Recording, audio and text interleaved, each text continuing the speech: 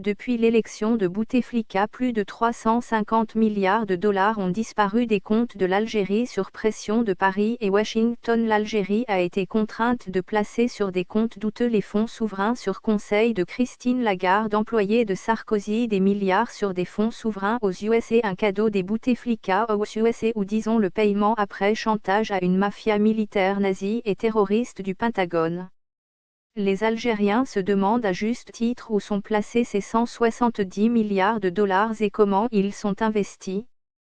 Dans une conjoncture internationale où l'on parle de dégradation de la note des États-Unis, de faillite possible de la Grèce ou d'une menace d'explosion de la zone euro, sans oublier l'extrême fragilité des banques occidentales ainsi que la dégringolade annoncée du dollar, il est normal que l'on s'inquiète pour l'épargne du pays, commente un banquier algérois qui aimerait en savoir plus sur la politique suivie par la Banque centrale d'Algérie en matière de placements internationaux.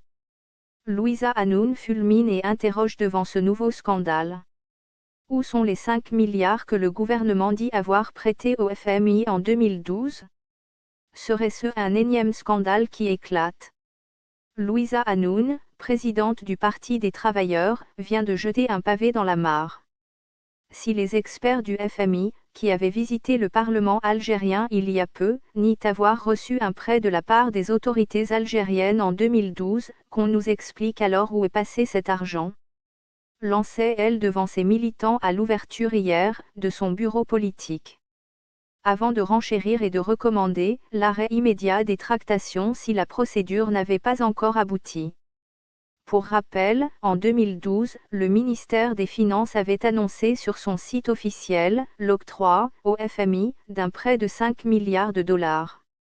L'Algérie a décidé de participer à l'emprunt lancé par le Fonds monétaire international, FMI, avec un montant de 5 milliards de dollars, pouvait-on lire dans un communiqué commun du ministère des Finances et de la Banque d'Algérie. À l'époque, Karim Djoudi, alors ministre des Finances, avait révélé que le FMI avait sollicité l'Algérie, car elle disposait d'un excédent financier confortable et qu'elle pouvait aider le Fonds monétaire international à renflouer ses caisses et à faire face à la crise mondiale. 4 ans plus tard, l'Algérie frappe aux portes de ce même créancier, la roue tourne, et nos têtes aussi. Christine Lagarde ose nier avoir reçu 5 milliards de dollars, où est donc cet argent ? Où sont passés les 350 milliards de dollars ? Dans son document, la Cour des comptes fait état de malversations dans les dossiers de l'ANDI et de l'ANSEJ et relève des lacunes et des insuffisances dans la gestion du budget d'équipement de l'État. Accablant, c'est la meilleure manière de qualifier le rapport d'appréciation de la Cour des comptes sur la gestion des finances publiques, dont l'expression détient une copie. Dans son document, l'institution a dénombré 105 comptes spéciaux du Trésor, dont 16 n'ont pas connu de mouvement. Le nombre de comptes d'affectation spéciale reste prépondérant avec 77 comptes, soit 73% des CST.